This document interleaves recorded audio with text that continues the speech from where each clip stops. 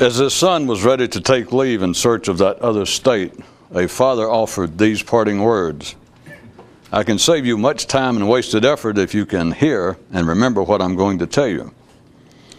Though I from experience know myself how near impossible it will be to do so, but I will give it to you anyway, and perhaps some of my words will come to mind as you are immersed in this long, strange journey.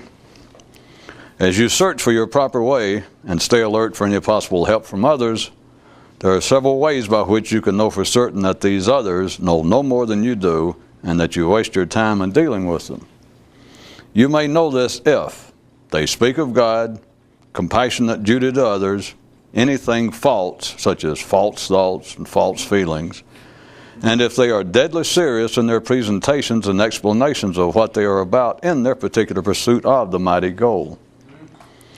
All that I have just described to you are simply most mundane and mechanical manifestations of mind still at the mercy of life and the energies it normally makes available to collective man. And with such low-level energy, no understanding or enlightenment is possible. Avoid such minds as you should avoid their counterpart in you. Do not associate with dreamers and the distracted, even if they are you. One fellow had a man in a straitjacket come live with him. But he says that wasn't half the misfortune. He says he was then strapped into the jacket with the other man.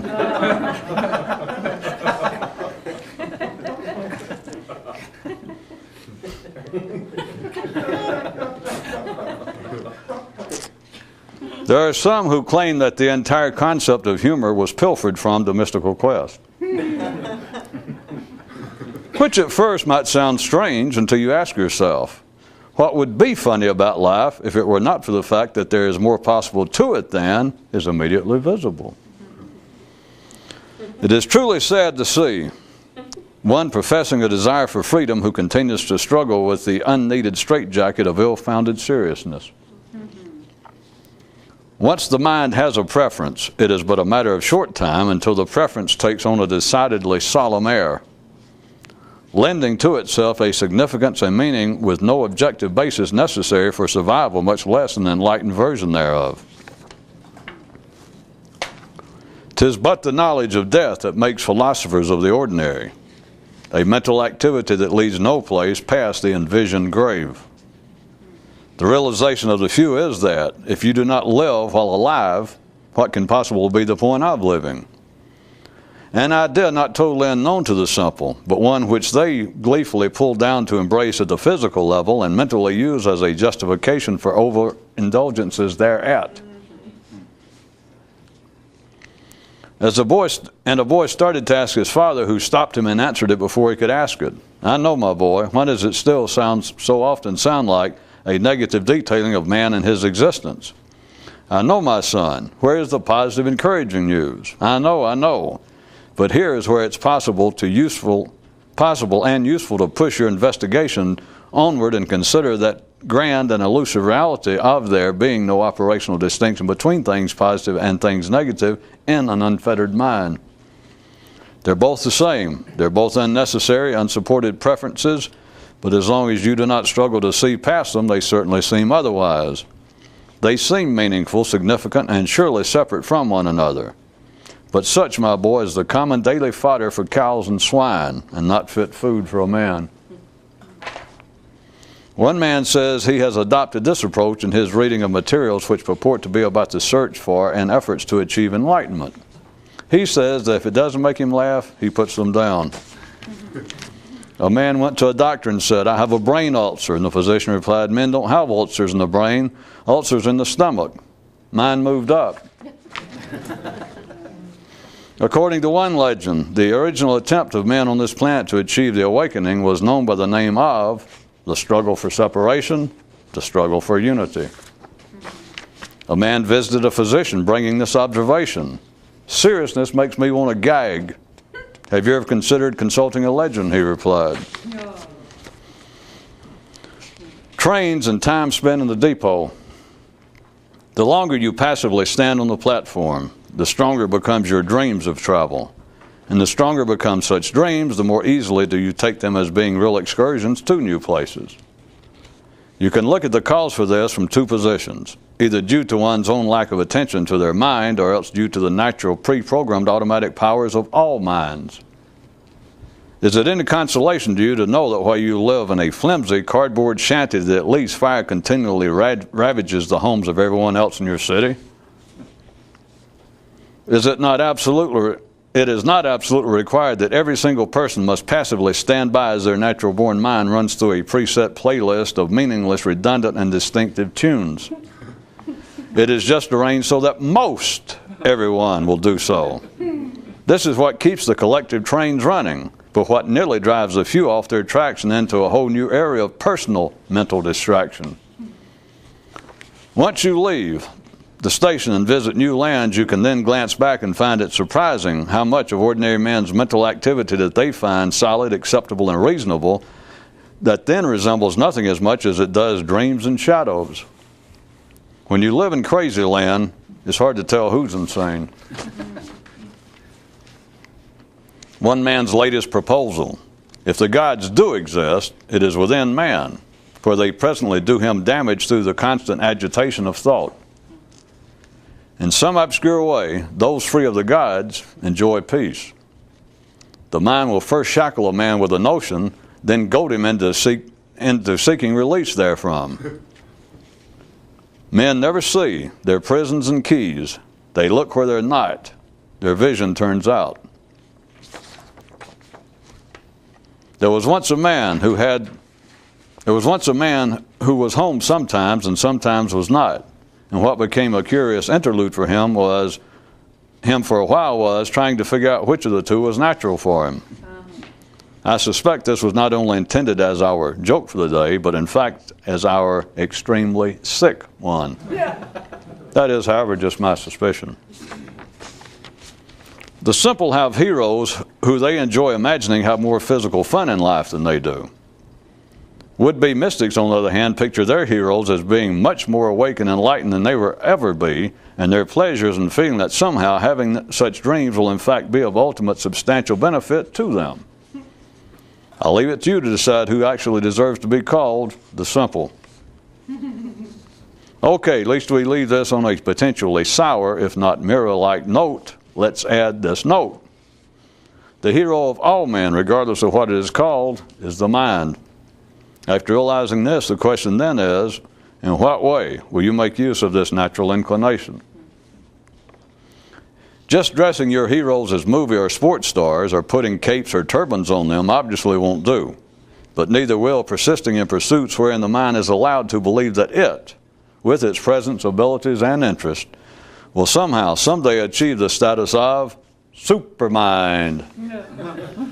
Hero and savior to dreamers and other dazed persons. Hint, look beyond the mind. Reality cuts from all directions. There was once a man who had a basket full of vipers.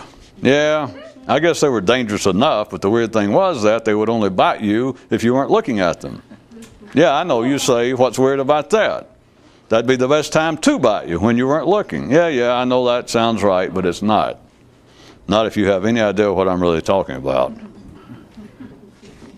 Once upon a time, there was a man who attempted to find someone who he could hire to go along with him in life, who could explain to him what it is that people are really talking about when they talk.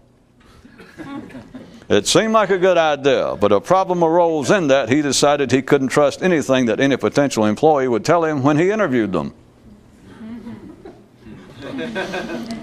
To ever see your life free of a certain place, you can't look too far away, nor can you be too limited in looking too close.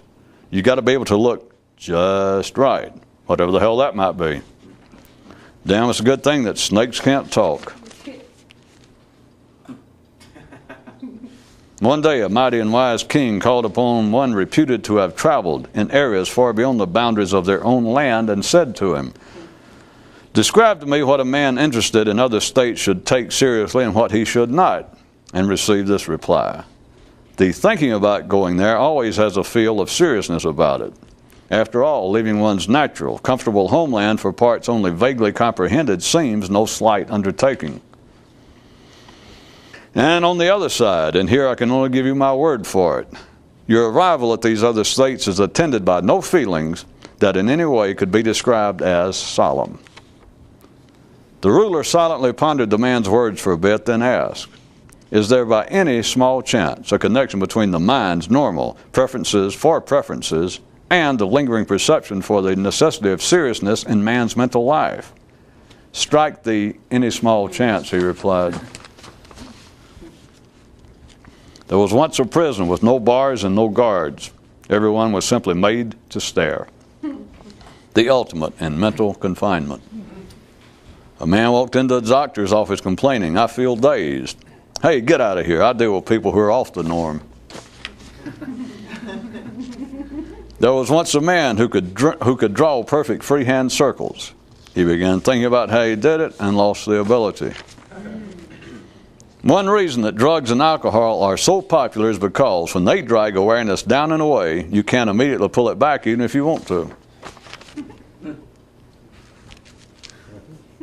Okay, all right. Suit yourself. Division is the total contrary of liberation, and thought, the breath and soul of division. One man invented a dream machine. Correction. One man discovered a dream machine. Correction. One man was given, that's it, was given a dream machine when he was born. Later in life, he said he wished he'd received a tricycle or almost anything else instead. But don't you see, he didn't see, that one of the inescapable wonders of dream machines is that they never run out of product, nor can their output ever be curtailed by satisfactory fulfillment of same. And the agitation of man's mind was collectively, if the agitation of man's mind was collectively stilled, his paramount position on this planet would have reached its end. But on a strictly individual and personal level, there are things possible which are contrary to this, and in fact, whose pursuit internally raises one's relationship to reality. You see, dreaming is not the first and immediate problem. Not distinguishing it from the always available personally induced state of non-thought dependent consciousness is. A man never home never realizes whether he's home or not. Perfect awareness is like a perfect balloon, empty but for air. To a man who knows, what better description of ordinary awareness could there be than loss of awareness? Division is natural to the body and seems so for the mind, but seems so and natural to the few prove to be not necessarily one and the same. One man went to a seer and said, I don't feel good. And the seer replied, well, no wonder, you're alive. Then he went to a soothsayer and said, I feel stupid. And the soothsayer replied, well, no wonder, you're a man. Then he went to a sage and said, I don't like any of the answers I've gotten so far. And the sage replied, well, no wonder. And the man immediately interrupted and said, no, let me guess. Some 18 years later, the man's son came to him and said, I don't feel good. I feel stupid, and I am damn well not satisfied with the answers I have thus far heard regarding the question of what it is to be a man and be alive. A fairly lengthy silence followed until the elder said, was that a question? Genius and other things explained. Bad stomach, bad mind. One man says that his most shameful personal faux pas was in laughing at someone in a movie who did something stupid after being hypnotized. He says he believes some of you will understand. Anger is the very death of awakening, and thought the life force of anger. In reflection, one man so mused, if perfect awareness is silent, then is silence perfect awareness? He was glad he thought of this even before he knew why. To ever expand consciousness, you must get the mind off of mere mental things. Wherever you look is local. Wherever you see is not. There was once a chef who could not bake up a certain kind of cake without using as a base another cake already baked. This concludes our gourmet news for the night. Well, it's either that or else some sort of commentary on the relationship between thought and emotion, or else it's some type of encoded information regarding the baking of cakes. There was once a planet on which all of the creatures were of the same basic makeup, except for one which operations within it that made it believe that it was an exception to this. Well, it was never proven to be true. Their belief that it was sufficient. A man visited a doctor and said, "Who is the sickest, you or me?" "Whose diagnosis will we use?" he replied. Which is the very sort of attitude that has disrupted the equilibrium of many a decent, law-abiding solar system. Dark time remedies. If you can stare, you can sleep. Once you understand that life itself is alive, you understand the whole of it. And after that, anything said about life is meaningless, or whatever's less than that.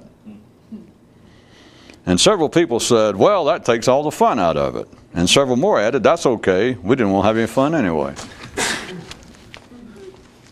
A mighty and wise warrior one day said to some fresh troops, "If you can make an opponent angry, you've got him. He's a dead man." Then was quiet as he awaited and hoped that one among them might ask if the same applied to one's mind. There was once a sappy soldier who sang, "It's hard to know who to attack when you're riding on the back of your own sweet back." You think he suspected he could have been singing about the mind as well? Not only is the world big enough for everybody, but if it weren't for everybody, it wouldn't be big enough. Conversation number 233 in B sharp. A man with only two eyes can only see in two directions. Yeah, but that's all that's needed. Guess you got me there. Da-da! Acceptance is the very basis of enlightenment, and no thought the very basis of acceptance. It's not a problem of it not being plain enough. It's a problem of it being far too plain for ready comfort. If you can count the number of different thoughts and feelings you have on your fingers and toes, it's time for a new hobby. One man so pondered, if we all live in a house full of strangers, could the liberated be seen as those who come to realize this and who then only associate with themselves? He later reflected on how difficult this would be, but further thought, yeah, but also how great. The final supreme word regarding the critique of reality. There are no errors until there is a mind to perceive them. Kind of takes all the fun out. Yeah. For the few, past a certain point, all departures from the path depress the vital force. Even though much interested in the matter, instead of seeking a mystical teacher, one man instead undertook a search for someone who wouldn't argue with him. Reminder, all searches lead back to the mind. And several people said, "Surely not our own mind," and several more added, "If not, then whose?" On one world, all became joyous and celebrative when a dark, calm quiet fell upon it. Don't bother looking to the sky to find it. The title of one chirrup call was, "A Distracted Man is a Happy Man." But because of increasing consumer pressure regarding truth and labeling, it was changed to, "A distracted man is generally one sufficiently pacified to survive 70 years or so in worlds with conditions similar to Earth's." There are only so many ways you can call a hog, but no limit as regards the mind.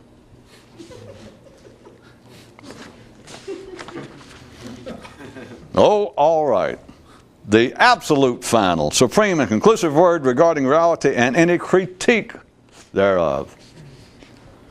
Real reality, whatever the hell that'd be, is big enough to include any criticism you may have of it.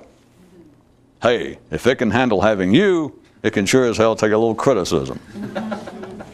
And several people said, we never thought about it like that. And several more added, and we never wanted to. No. A true warrior does not resist. And a boy asked his father, are the warriors being spoken of warriors of the mind? And received an affirmative pat on the head. Our inspirational thought for the day. There are as many roads leading to liberation as there are those which won't take you there. Don't know about you, but I feel more inspired already. One man had pet names for his mind and thoughts.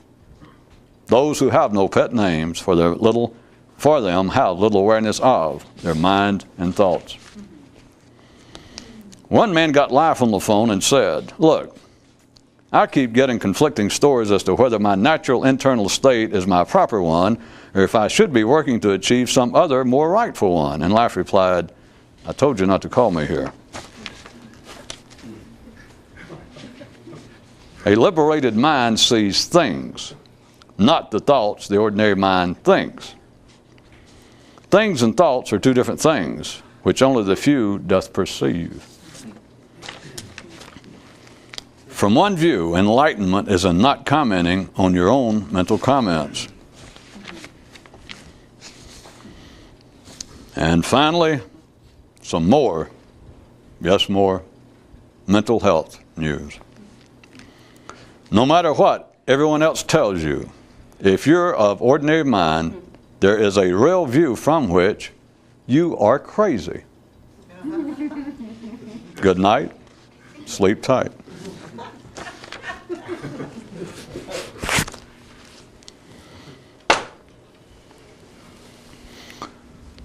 Even though from a wide philosophical view wherein it's seen that life is alive, that man is some sort of work either still in progress or at least open to the possibility of some alteration, and seeing that the mind, by its very nature, under those conditions, cannot come to a conclusive answer to any question. Is there, I ask you, some more specific, apparently individualistic human way that one might perceive this to one's own practical advantage? And just like you, I say, I don't understand the question. Oh, yes, you do. Is there any less grandiose, less all-inclusive way that you might see what I'm speaking about in a manner that could be individually useful? Consider, in that the mind does not come to a satisfactory conclusion, in that the collective world of man is always in a state of inconclusive flux, in that the individual minds of everyone, minds of men, can be adequately, truthfully described as being constantly agitated, in that all of the minds of man can be seen to be, to some degree, in conflict, in that the collective world of man could be seen as almost a living monument to criticism, fault-finding, but understandably so. But even given all that, all right, one more given. And given, if you will follow, just for the sake of this, to cut down on verbiage, for one reason, if you could then see that the general criticism of humanity, asterisk time, hold those thoughts, folks. Grab your garters so I can come back to it in a second. I feel obligated to point out once again that all forms of criticism, all forms of aggression and agitation between men have a very simplistic, physical basis. But all you have to be is sophisticated enough now to have a mind working, which includes anyone who hears this, that once you reach that degree, you have become so sophisticated, so mechanically complex, that you can no longer see the physical basis of this. Is the only reason we're talking about it, because if you could see the physical basis of, dare I say reality? Okay. Reality, then all of this would be meaningless. because it's already, you've heard many, many times, no matter that the mind doesn't like it, of it being said for eons, that the discovery of the truth about life, the enlightenment, an awakening, some other state of consciousness, does not reveal anything new. All it does is reveal what's always been there and you didn't know it. Back to where we were. Given, my last given, to get this rolling. It's hard to push a mental vehicle that has automatic transmission that normally must reach speeds of 35 miles an hour. It is not easy to do physically.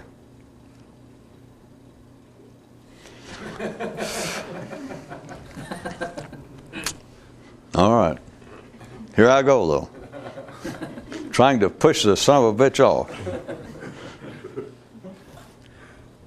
See, the danger is if I get going fast enough and I say, all right, now throw it out of neutral into drive, you've got two problems. See, there's always another problem. If I can get it going fast enough, which is a problem, that there you sit and I got to get this inert mass of blubber, neural fat, and much chrome and fintails, I've got to get the thing pushed up to 35 miles an hour. If it's possible I can do that, and you're still alert, because hell, it could take hours, it could take years. And you don't finally doze off. The damn pushing as hard as I can. But there's no doubt it could take anywhere from hours to years. Did I finally get going fast and then I holler, throw it in gear? Right, if we got one problem cured, there are always several others. One is you've dozed off and don't even hear it after I've done all that work and we missed the opportunity. Or the other one is that you are miraculously still alert enough to holler, all right, throw it in to gear. Now, I assume all of you know there are certain inherent potential, serious potential problems at the speed of 35 of throwing a car, especially one your age, looking at most of you, and that you're still operating on the original transmission, to suddenly, at the speed of 35 miles an hour, to whip that son of a bitch into drive, and just, there can be a whole lot of shaking going on. And not in some sexually pleasurable manner as JLL might be inferring in his song. It can shudder to such a degree, I don't know. It can be a sorry sight to behold if such were ever beheld. Well, it's sorry even to think about, isn't it? I know.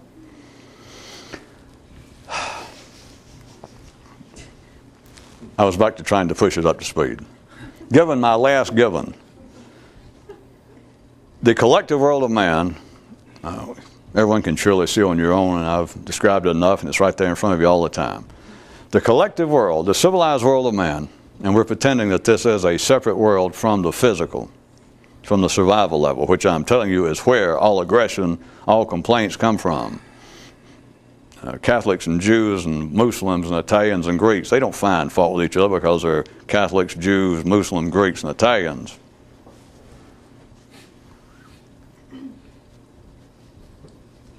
Oh, this means no in American. But you could do that to Jews, Christians, Muslims, Greeks, and Italians, and they'd go, what the hell, what does that mean? So we have to pretend as though it has some significance. It has enough that we can talk about it. You can see that the civilized world of man, that which apparently is above, beyond, somewhere advanced, or at least somewhere separate from the mere physical survival level. Everything that would be above that level, the whole artifacts, all the manifestations, all the operations, all the dreams, the aspirations of civilized, educated, mentally alert, brain alive man. That if you can see it surely by now that there is, if you do not take it as being a criticism, if you can just see it, there is a kind of continual agitation between men.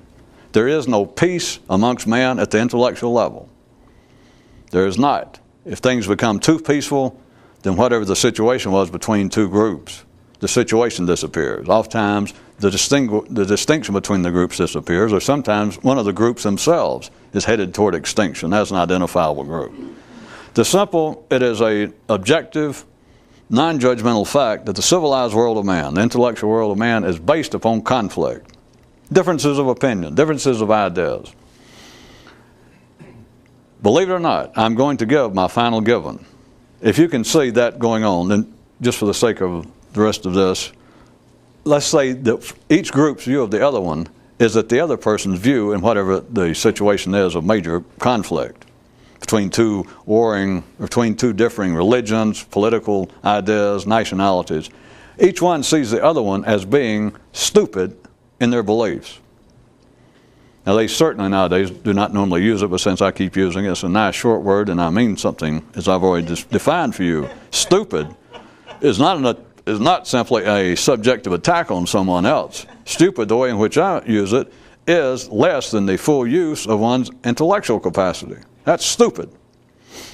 So let's take it as stupid. Muslims see Jews as being stupid. Jews see Christians as being stupid, etc. It just goes on and on. Fascists see socialists as being stupid, and socialists see Republicans as being stupid. The whole conflict are just two people staying around. It doesn't have to be that major. Two guys staying around discussing the relative merits of basketball over baseball. And they will each see the other one, if they're taking it serious enough, that it gets into a real discussion, a passionate discussion. The other one each sees the other one and their beliefs and their interest. They see them as being stupid. Not in the sense I'm using it, but they see each other as being stupid. They see the other person's beliefs as falling absolutely short. They come close to the way I describe it, but they see the other one's interest or ideas falling demonstratively, pitifully short of anything resembling good sense. What keeps them from seeing it any closer to what I'm talking about? See, if you follow it, they see it from a subjective, a personal level. That anyone, if it's a baseball lover, then he finds someone who is a passionate basketball aficionado is being stupid in that, how could you have interest in such a dumb, boring, repetitive game? That you simply have not exposed yourself enough to the great benefits of baseball, the pleasures to be derived there from, etc.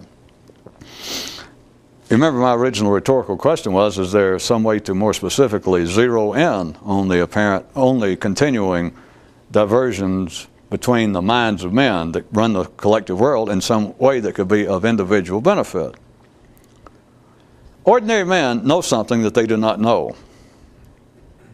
Or as long as we're here, everybody knows something that they don't know, which is where, from one view, that is the basis of all men's ideas of God, spirits, and very specifically that of their being subconscious drives and desires, because it is just a simple experiential reality to every sane person that there are things that they apparently know that they don't know. There's no basis for it. Everyone knows that. And so there's always been some notion of an unconscious mind or an unconscious forces within men, even before there was a fraud. I'm sorry, what's his name? Before modern psychology. I made so many jokes about that now I do it inadvertently, verdantly. No offense to Papa. To Papa Ziggy. Because it's always been there. It was an appropriate updating of it, to call it an unconscious mind. We not only have our conscious mind, but we have an unconscious mind, which under given conditions can be of even greater significance, have greater effect on our immediate operations and behavior as our conscious mind. That was simply an updating, and a darn good one. He deserved it. He deserved the recognition. It was a good updating because before that, it was such things as the soul of man. And it was attempted to be described like between conflicting spirits and forces within a man, but usually of an otherworldly nature, usually with religious patinas to it.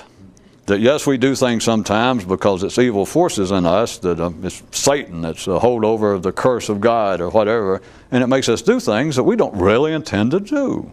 But we have to watch it. It is simply a known fact. Without people being able to discuss it, or if they do discuss it, it does not matter what terminology they use, but any sane person knows that they continually, Well, they know if it's pointed out to them. They don't know it on a continuing basis, but they know that if it's pointed out to them, it is indefensible. How often they will do things that someone say, my God, how could you have done that? And you don't really have to say anymore because you know what the accusation is. It means you couldn't really have done that and been within your right mind. And you know it's true. How in the hell did I do that?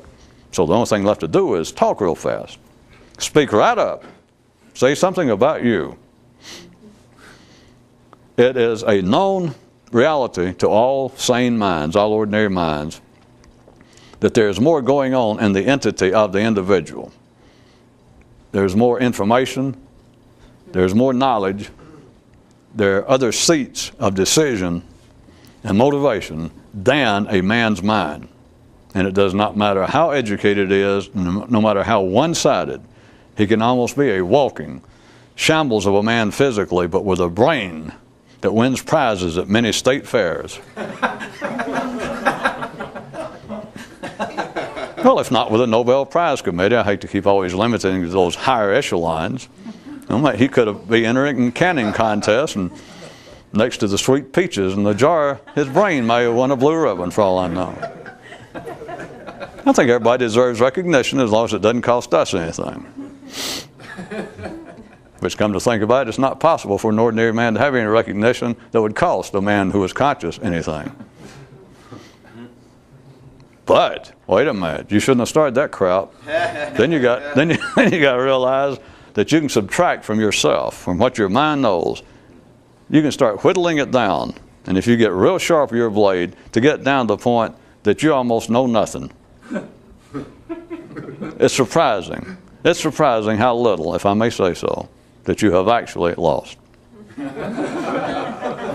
There's an inverted ratio at work that when you get down to the point that you don't know anything, you finally realize for the first time, which means, hey, I'm catching on. That's true. Clean out that closet, clean out your room, and it's surprising. You look around, you go, and your room begins to whisper to you.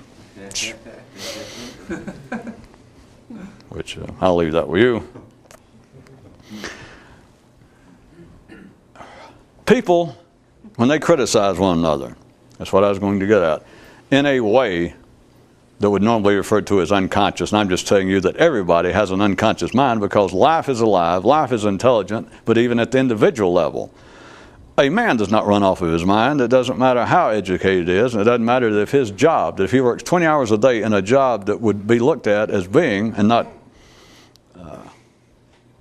an aerosol, that you would look at from an ordinary view and say, well, that man's job, 20 hours a day, he does nothing but mathematics. He does nothing but write new programs. He does nothing. He sits there at a desk, immobile, doing nothing but intellectual work. You can say that, I understand it. But that is still not what is supporting a man's life. That is still not his daily operation. That is still not his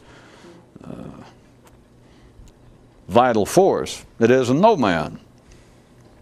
So there are things going on in the body that everybody knows, inside of oneself, the entirety of oneself. There are things going on that people are not aware of. There's information, there's direction going on that all it takes is a momentary burst of anything resembling objective thought to know that there are operations and directions and knowledge outside the mind, beyond the mind, without which you could not survive. These are one being showing you could not drive down the highway bumper to bumper at 80 miles an hour with everybody else in the same dazed, hypnotized, low level of consciousness that they are, and you get home. Nobody would get home. Everybody on the highway would kill each other. You could hardly get through the day without cutting off fingers, squishing off toes, half killing or at least seriously injuring everything and everybody and with whom you come in close contact. And of course they'd be doing the same to you. It is just a fact. You can point it out and people just go, well, yeah. Which is all that the mind's capable of dealing with. These differences that's going on amongst people, I was going to suggest that for the remaining time that we look at it as being a criticism of other people being stupid. because, as I point out, when we talk about the kind of conflicts, kind of agitation, the kind of differences that keep the civilized world going, that kind of frictional energy, it is not any longer primarily of a physical basis. That men are not fighting over food and sex and a place, a cave to live, a few acres to grow food on. We're past that point, by and large, on this planet. The fighting, and it's always been partially as such, but it should at least now be more easily observed. The conflicts, if not the actual fighting, but the conflicts are of a theoretical, that is non-physical, a mental nature. And all the conflicts can be seen, if you will go ahead with it, can be seen from each opposing camp's view of the other one, that see that their views are stupid. They're illogical, they're irrational, and men will not listen to one another. Now you got to watch this, because I'm going to have to wrap it up, that it's both reasonable and unreasonable, it is both objective and subjective, and you have to jump back and forth yourself. Let's say it's two conflicts between two religious factions, religion A and religion B, and they're right there together, and it's a continuing, simmering disputes. Sometimes it boils up into actual overt conflict, and etc. All right, Group A looks at Group B, and let's say that both groups are educated enough. They've been living there side by side for years and years. That could be anything else. I just pick out religion. That Group A has been exposed enough to Group B to know their basic tenets, what they believe, their rituals, and etc. Group A looks at Group B, of course, other way around, but Group A looks at Group B and thinks, if they were not of such closed mind, that is, they weren't so stupid, if they would use the mind, if they would open up a little and look at our views, at our theories, they would not be so hostile thereto. And very likely, some of them would go so far as to say, well, if Group B would simply expose themselves in an open manner to our ideas of religion A, they would in fact very likely convert. They would see the errors of their ways. That is, they would cease being stupid. Group B sees it exactly the same way. Those at a reasonable level of use of the intellect. Those are not just simply very simple people in their midst that just fight for they'd soon fight for that as over who's their favorite soccer team. But when it gets to the area of nowadays of most middle class, middle of the road, civilized people, they do not analyze it this way, certainly, but their attitude is that Group B, not only are they wrong in their religious beliefs or political, whatever it was, not only are they wrong, they're stupid wrong, because if they would just stop and listen to our view and just try and chew on it, just try and give it an objective hearing, they would at the very least, they would get over their hostility toward us, that is our ideas, and at best, they would convert. They would see the error of their ways. Here's where you got to watch it. If you can hear me, and there's a reason I'm trying to get you to see this. Ordinary people know, their minds know. They have no choice. It has nothing to do with their individual intelligence. It is, again, the mind being a non-finished, a non-cauterized, a non-completed functioning man. That it does, among everything on this planet, everything in this universe that you can easily observe, by the way, is the only thing with even the appearance of some non-injurious tolerance. Screw the non-injurious. If you can see it, it's the only aspect, it is the only operation, it is the only thing in this universe that apparently has any agreeable, any acceptable tolerance. Because you know there is no tolerance in the body. No, not to speak of. There is no tolerance in nature. It's just things are either for the benefit, either things are either life producing, life supporting, or they're not. The mind is the only thing that seems to have any tolerance. The body, you cannot deal with a man's stomach and say, listen, now I know what you think. You think that arsenic is bad news. You think you don't like it. In fact, if I give you just a taste on your tongue, I know what you're going to do. You're going to go, tooey, tooey. But now listen to me. Swallow a little bit. Well, put it in your mouth, all right? Put it in your mouth, do it around a little bit. Don't spit it out. I know your immediate reaction will come, and then just maybe easily just swallow a little, then swallow a little more. Hey, it's not all that bad. You know that's folly. It's deadly. It's just as bad as the body thought. And then a reasonable body would not do it. You could not talk a reasonable body into, come on, try it. Arsenic may not be all that bad. It could just be your opinion. It could be you've been brainwashed by the anti-arsenic forces. You can't do it. Nobody would even talk about it. It's just ridiculous. The mind seems to be the only thing that has a degree of tolerance to it. That, from one view, whether men analyze it this way or not, I'm telling you, they are aware of it. The mind has to be, because it is a part of it, the unfinished, inconclusive aspects of the mind. Each person's mind has, all reasonable people, toward the other one, is you are stupid. You are stupid in your alliance with certain ideas that conflict with mine. But not only are you stupid, the only reason I'm criticizing, and I repeat, you know nobody thinks this way, but the idea being that the only reason that criticism takes place in life is that perhaps I can get you through your stupidity. You do have the ability not to be stupid. All right, all right, if it were not, people do not think this, but look at it operationally as always. Look at it this way. If you did not have a mind, and we were operating at the same level as just wild animals, as beasts, a lion's ready to pounce on a gazelle. A gazelle cannot turn to a lion and say, hey, I know you think you love gazelle meat. Have you ever tried a vegetarian diet? I mean, it's worth a try. Look at the elephants. Look how big and strong they are. Think about that. And all they eat. It's not possible. And yet men's minds, operationally, they know that the stupidity of the other person is open to some alteration. They, of course, never apply it to themselves. It's not the nature of the binary march of the parade of left, right, left, right, left, right, up, to. That's not the way the mind works in an individual. Except men realize that somebody else is. I'm getting to the point, believe it or not. That's what you always say. Well, screw you too. Cheap-ass finger.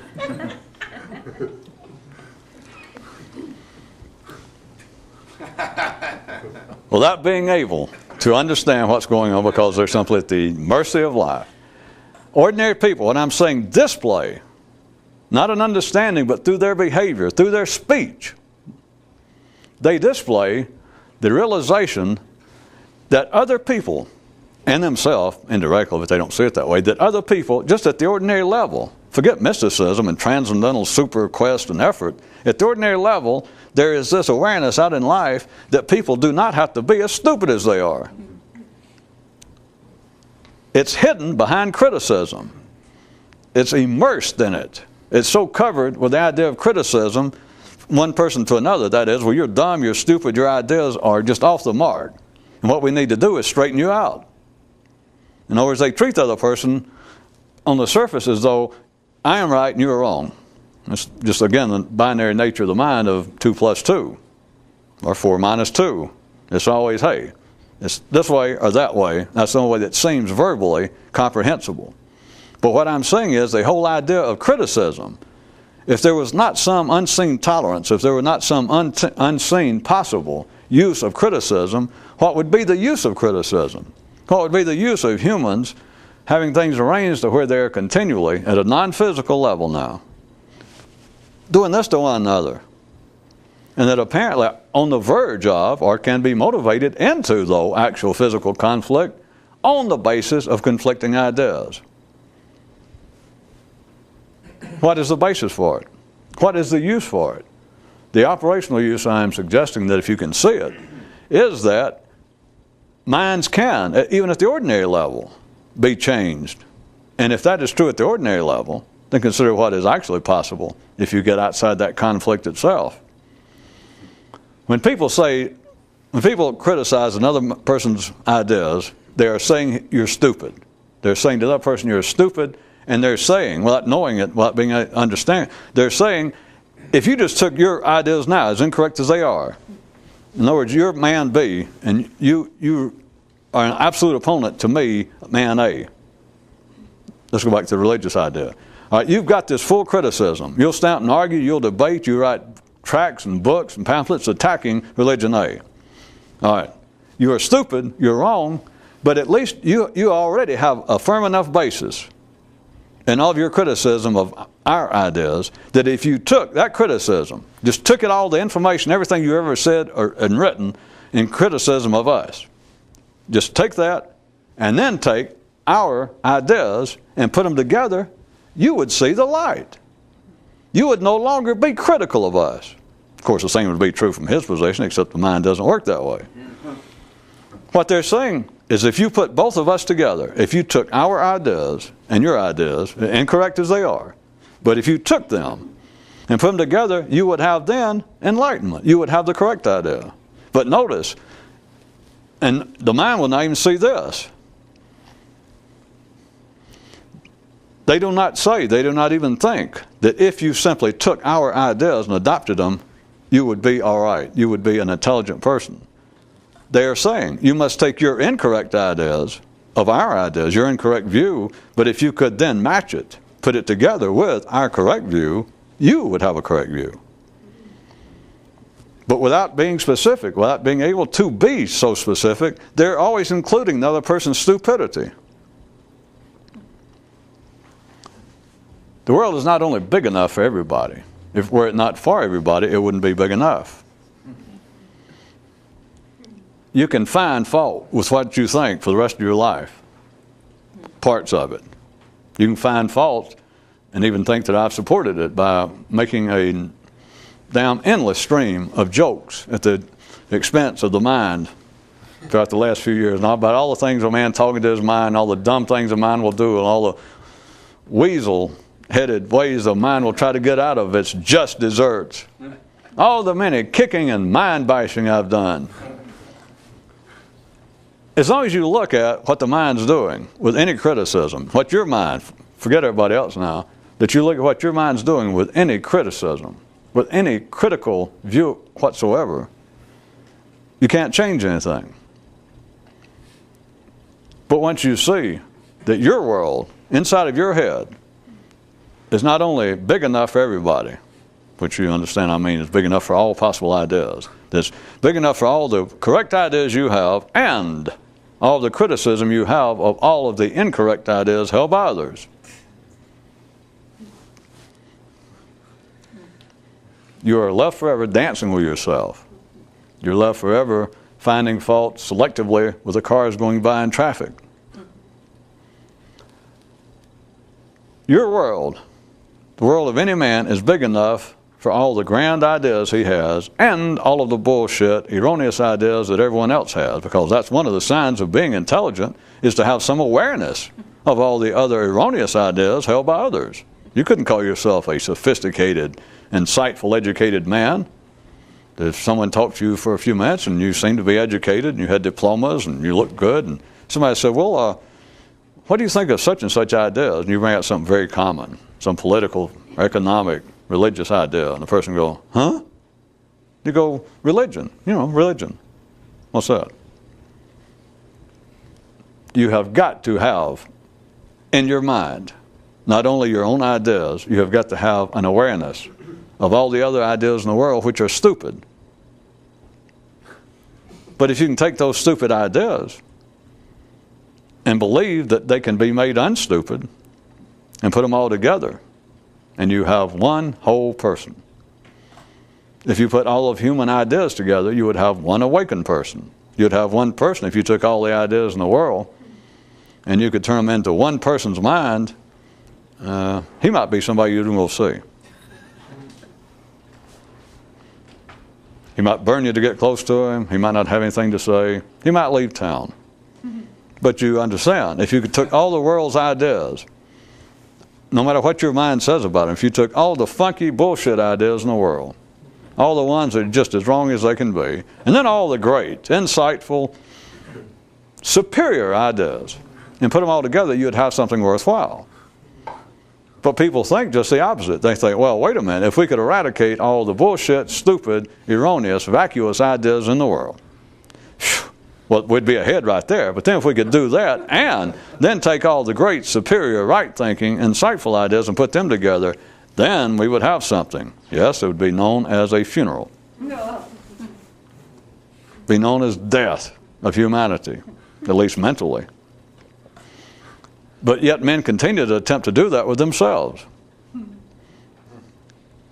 You would be if you could put all the ideas together. If any of you are listening real close, you could have believed, you could have wanted to believe that you were getting confused, or you could have even wanted to believe that I tripped up. Because based on what I did been talking about other people, I could then say, or you could say, well, wait a minute. No, I'll say. If you could take all the ideas that you have of which you approve, and all those that you observe in life and others that are erroneous, that are obviously just a waste of time, they're untrue. If you put all them together, you'd have something. Okay. Or you could realize all this and abandon the whole fiasco. Because even if you take all the erroneous ideas and then all the good ones that you have, in other words, you take all the stupid ideas, but you do understand that stupid ideas have something lacking in my correct ideas. But if in some way I can put them both together, then I'll have something. You would. You would have something better than you got now. But you would still have ideas. If you did that, though, and it would take an unusual person, only a few people would ever go that far. But if you did, you would then understand where you were, and you wouldn't need me to stand there and go, well, wait a minute. Now, that's not the end of it, because as soon as you did it, you'd realize, it's like, well, I finally got on the train. At least I quit standing here on the platform pissing on my own foot and complaining about trains and which way they're going, and I don't like the people riding the trains. At least you'd realize, well, I got my hand out of my pocket and I got on the train. And so you would know that's not the end of it. But I'm just trying to save you some time and realize, I'll tell you now, that'd just be the beginning. Because the real thing is to see that bullshit ideas have the same validity as correct ideas. That the stupid people of the world know just as much as you do. To really see that. Literally. That the stupidest people in the world know just as much as you do. After that, I'm inclined to leave it at ellipses. That just, at least we're out of the world of metaphor. That's just a simple fact. So if you could realize that in advance, just think of the time it would save you from trying to deal with, well, I'm going to put all this together. How about this? That if you had any idea, it's almost impossible to tell somebody in advance or to encourage them to do it. Well, you can encourage them, but I know how hard it is. But to see that rather than trying to remodel my thinking, or even to take all that I think and all the things that I mistakenly think, somebody put all this together and get something. You're right. That can be, that when it does happen, it is a huge step. Except it is like, well, now I know where to step. Because that's only good for a moment. Mm-hmm. You can work for years and get it, and the enjoyment, the benefit is like that. It's just momentary. Because then you realize, well, this is bullshit. And so I'm trying to tell you in advance, it's bullshit. If you could do that in advance, it's to abandon the whole idea that I know some stuff that's true, but I know a whole bunch of stuff that's not true. At least I can tell the difference. No, you can't. There is no difference. And the mind says, well, you're just, you've gotten completely too silly again. I know. That's the only way that the world is big enough mentally for man as he is because there is no agreement on thought. The mind does not come to any conclusion. And your brain is big enough, your mind is big enough, not only for your correct thoughts, notice this, it's big enough for your awareness and your critical awareness of all the thoughts that are not worthwhile. That doesn't give anybody any hint. How can you know stupidity? How can you recognize stupidity? Whoever taught you how to recognize erroneous ideas? Think about it. Whoever told you, well, here's a way to spot stupidity? Nobody. An ordinary mind, if it responded to that, would want to say, well, I grew up and the environment taught me. Yeah, I know what you mean. You would say that. Like, well, my father used to say, well, hell, anybody that's a Jew's crazy. Or anybody that's a Greek, they ought to just cut their throat and die. And they would say, that's how I learned it. I don't know. Back to my question, assuming you see through all of that. Back to my question, who taught you your critical I mean your proper, of course, critical intellectual faculties. Who encouraged them? Who gave you the information to make proper critical decisions? Nobody. Because there is no such thing. I guess somebody could really get desperate and say, wait a minute, I took a course in symbolic logic in college. And they taught me rational thought. Sorry. Should have made an exception for you, of course. Or better yet, I went through and graduated from a school of theology. Ooh. It's all bullshit. And if you could see it beforehand, that there is no such thing as correct ideas and incorrect ideas. They're only ideas. Everything else is a preference. And if preferences meant anything, if there was really any substantial individual use for preference, look at it this way, then all intelligent people would have the same preferences, or all fat people would have the same preferences, all people with a high school education would have the same preference, everyone with the same IQ level would have the same preference. Preferences are as indiscriminate as your nose size. Well, I don't know about that.